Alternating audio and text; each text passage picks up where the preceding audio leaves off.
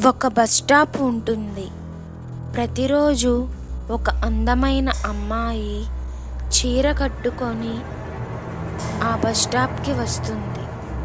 అర్ధరాత్రి 1 గంటకి ఆ బస్ స్టాప్ దగ్గరికి వస్తుంది. బైక్ మీద వెళ్ళే వ్యక్తులు ఎవరైనా తనని లిఫ్ట్ కావాలా అని అడుగుతారు. తను మొదట వద్దు అని చెబుతుంది. అప్పుడు వాళ్ళు వెళ్ళిపోయేవారు. కానీ ఆ బైక్ మీద వ్యక్తి ఎవరైనా రెండవసారి మళ్ళీ పర్వాలేదు, బైక్ ఎక్కండి, లిఫ్ట్ ఇస్తాను అంటే మాత్రం ఖచ్చితంగా ఆ అమ్మాయి బైక్ ఎక్కేది. వాళ్ళతో పాటు బైక్ ఎక్కి వెళ్ళేది. ఒకరోజు ఒక అబ్బాయి కూడా అనుకోకుండా అర్ధరాత్రి 1 గంటకి బస్ స్టాప్కి వస్తాడు. ఆ అమ్మాయిని చూసి ఇష్టపడతాడు.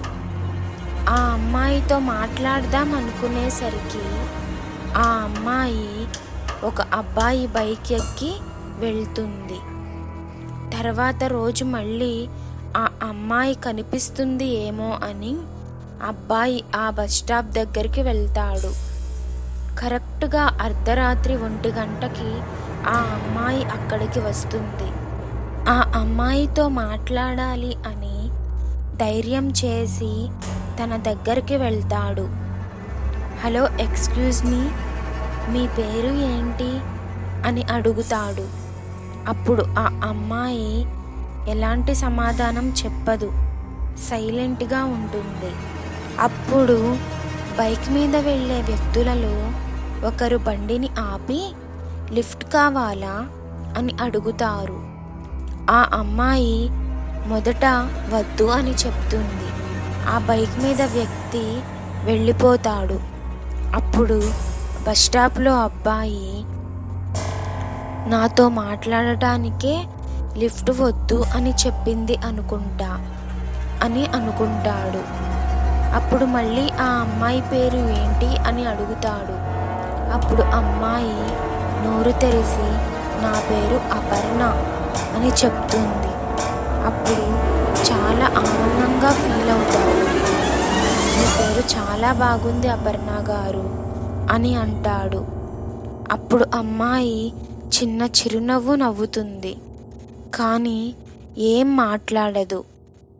ఇంకా ఆ తర్వాత చాలాసేపటి వరకు ఎలాంటి బైక్ రాకపోవడంతో ఆ అమ్మాయి అక్కడే ఉంటుంది. ఆ అబ్బాయి తనతో మాట్లాడుతూనే ఉంటాడు. అమ్మాయి వింటూ ఉంటుంది. ఇంతలో అక్కడికి ఒక బస్ వస్తుంది. రండి, బస్ ఎక్కుదాం, ఇంక తర్వాత బస్సులు ఏమీ రావు. ఇక్కడ ఒంటరిగా ఉండటం అంత మంచిది కాదు. తాగుబోతులు తిరుగుతారు. రండి అపర్ణ గారు అని అబ్బాయి అంటాడు. అమ్మాయి కూడా సరే అని ఎక్కుతుంది. ఆ అమ్మాయి ముఖంలో కూడా చిన్నపాటి సంతోషం కనిపిస్తుంది. ఇద్దరు బస్ ఎక్కుతారు. కానీ బస్సులో ఎవ్వరూ ఉండరు. బస్సులో ఎవ్వరూ లేకపోయినా సరే ఆ అబ్బాయి ఆ అమ్మాయి దగ్గర చాలా డీసెంట్గా ఉంటాడు. కనీసం ఆ అమ్మాయిని టచ్ కూడా చెయ్యడు. ఇద్దరు బస్సులో కూర్చొని జర్నీ చేస్తారు. ఆ అబ్బాయి దిగాల్సిన ప్లేస్ వస్తుంది. మీరు ఇంకా ఎంత దూరం వెళ్ళాలి? నేను దిగాల్సిన ప్లేస్ వచ్చింది. మీకు తోడుగా నన్ను కూడా రమ్మంటారా అని అబ్బాయి అడుగుతాడు. అప్పుడు పర్వాలేదు, నేను ముందు ఉన్న బస్ స్టాప్లోనే దిగాలి, మీరు వెళ్ళండి అని అమ్మాయి అంటుంది. అప్పుడు ఆ అమ్మాయి దిగిన బస్ స్టాప్ దగ్గర నిల్చొని ఉంటుంది. ఒక వ్యక్తి బైక్ మీద వచ్చి ఎక్కండి అని 2 సార్లు అడుగుతాడు. అప్పుడు అమ్మాయి బైక్ ఎక్కి అతడి బైక్ మీద వెళ్తుంది. ఇలాగే చాలా రోజులు ఆ అమ్మాయి బస్ స్టాప్లోని అబ్బాయితో బస్ ఎక్కి ముందు బస్ స్టాప్లో దిగి లిఫ్ట్ ఇచ్చిన వాళ్ళ బైక్ మీద వెళ్ళేది. మెల్లగా వాళ్ళ ఇద్దరి పరిచయం చాలా మంచిగా మారింది. వాళ్ళ ఇద్దరి మనసుల్లో ఒకరి మీద ఇంకొకరికి ప్రేమ ఉన్నట్లు అనిపించేది. కానీ ఒకరోజు ఆ అబ్బాయి బస్ దిగిన తర్వాత మళ్ళీ ఆ అమ్మాయి కోసం వెళ్తాడు ముందు బస్ స్టాప్కి. కానీ అతడు అక్కడికి వెళ్ళగానే ఆ అమ్మాయి వేరే వ్యక్తి బైక్ మీద ఎక్కి వెళ్తుంది. ఇదంతా ఆ అబ్బాయి చాటుగా చూస్తాడు. ఇదేంటి, తన ఇల్లు ఇక్కడే అని చెప్పింది కదా, మరి మళ్ళీ ఎక్కడికి వెళుతుంది అని అనుకుంటాడు. తర్వాత రోజు కూడా అలాగే వచ్చి చూస్తాడు. ప్రతిరోజు అలాగే జరుగుతూ ఉంటుంది.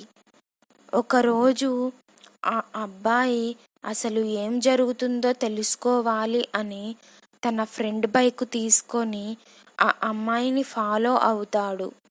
కానీ ఆ తర్వాత అక్కడ ఏం జరిగిందో చూసి ఆ అబ్బాయి షాక్ అయిపోతాడు. అప్పుడు అక్కడ ఆ అమ్మాయి కాదు, ఆడ దెయ్యం అని తెలుసుకుంటాడు. ఆ అమ్మాయి దెయ్యంలాగా మారిపోయి లిఫ్ట్ ఇచ్చిన అబ్బాయిని చాలా క్రూరంగా చంపేస్తుంది. అది చూసిన అబ్బాయి భయంతో అక్కడ నుండి పారిపోతాడు. కానీ ఆ తర్వాత మళ్ళీ అలాగే వెళ్తాడు. అపర్ణ దెయ్యంలాగా మారి ఇంకొక అబ్బాయిని చంపేయడం చూస్తాడు. తను ప్రేమిస్తున్న అమ్మాయి దెయ్యం అనే బాధ ఒకవైపు, అబ్బాయిలందరినీ చంపేస్తుంది, ఏం చెయ్యలేకపోతున్నాడు అనే బాధ ఇంకొక వైపు. ఆ అబ్బాయికి ఏం చెయ్యాలో తెలియక బాధపడుతూ ఉంటాడు.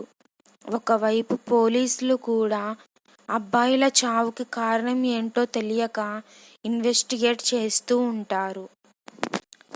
తర్వాత రోజు పోలీసులు ఆ బస్ స్టాప్ అబ్బాయిని సీసీటీవీ ఫుటేజ్లో చూస్తారు.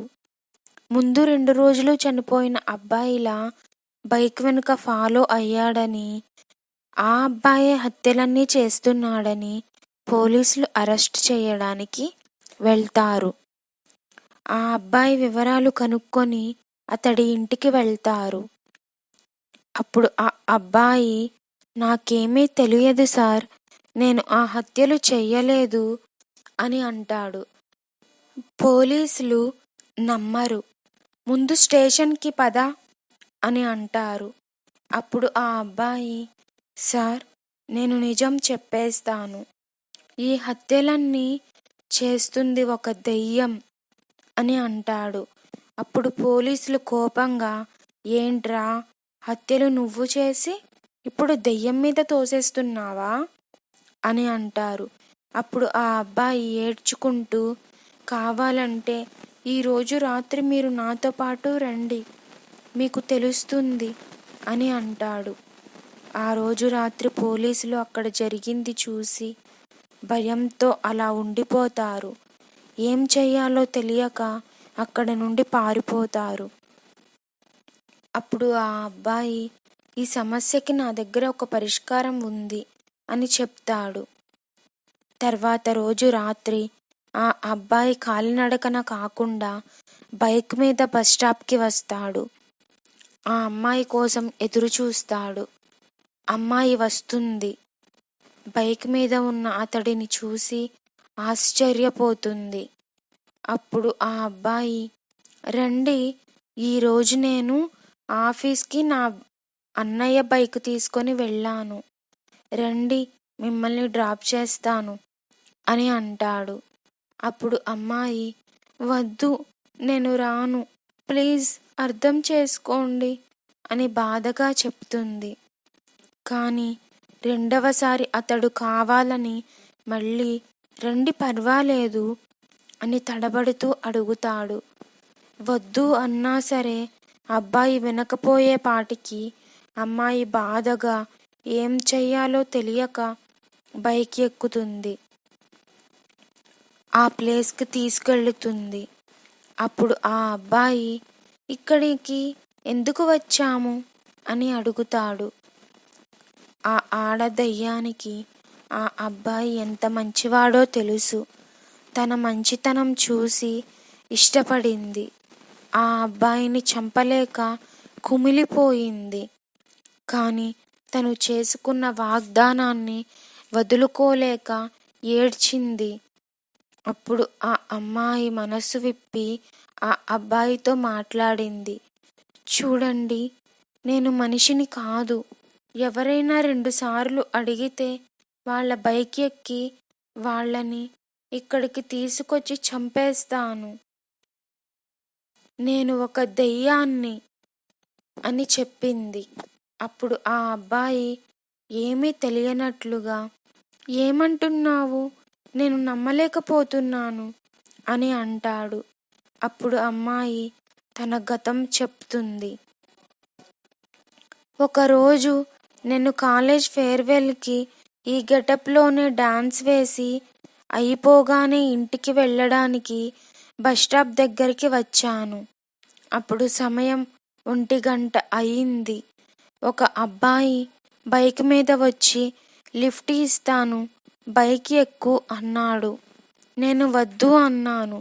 2 సార్లు అడిగాడు. నేను కూడా ఆ సమయంలో అక్కడికి ఎలాంటి వెహికల్స్ రాకపోవడంతో తన బైక్ ఎక్కాను. తర్వాత ఇక్కడికి తీసుకువచ్చి అత్యాచారం చేసి నన్ను చంపేశారు. అప్పుడు ఆత్మలా మారిన నేను వాగ్దానం చేసుకున్నాను, నన్ను ఎవరైనా లిఫ్ట్ ఇస్తాను అని 2 సార్లు అడిగితే వాళ్ళని చంపేయాలి అని. కానీ ఈరోజు మిమ్మల్ని ఈ పరిస్థితుల్లో చూస్తాను అనుకోలేదు. మీరు చాలా మంచివారు, అలాంటి వారు కాదు. నేను మిమ్మల్ని చంపలేను అని అంటుంది. అప్పుడు ఆ అబ్బాయి, నీకు నా గురించి పూర్తిగా తెలుసు కాబట్టి నన్ను చంపలేకపోతున్నావు. నేను మంచివాడిని అయినట్టే నీకు లిఫ్ట్ ఇచ్చిన వాళ్ళలో కూడా మంచివాళ్ళు చాలామంది ఉంటారు. వాళ్ళకి ఫ్యామిలీస్ ఉంటాయి. అందరూ చెడు స్వభావం కలిగిన వారు ఉండరు. అర్థం చేసుకో. నువ్వు చాలా మంచిదానివి. మరొక జన్మంటూ ఉంటే మనం ఇద్దరం పెళ్లి చేసుకొని హ్యాపీగా ఉందాము. దయచేసి నువ్వు నీ పగని వదిలి శాంతిని పొందు అని అంటాడు. అప్పుడు ఆ అమ్మాయి ఏడుస్తూ అబ్బాయి మీద ప్రేమతో తన మాటలకు విలువ ఇచ్చి శాంతిని పొందుతుంది. ఈ లోకం నుండి వదిలి వెళ్ళిపోతుంది. ప్రేమతో దేన్ని అయినా సాధించవచ్చు అని మనకి ఈ కథ చెప్తుంది. మా కథ నీకు నచ్చినట్లయితే లైక్ చెయ్యండి, సబ్స్క్రైబ్ చెయ్యండి. మీకు మా కథ నచ్చితే కామెంట్ చేసి మీ యొక్క విలువైన సమాచారాన్ని కామెంట్ రూపంలో తెలపండి. Thank you so much.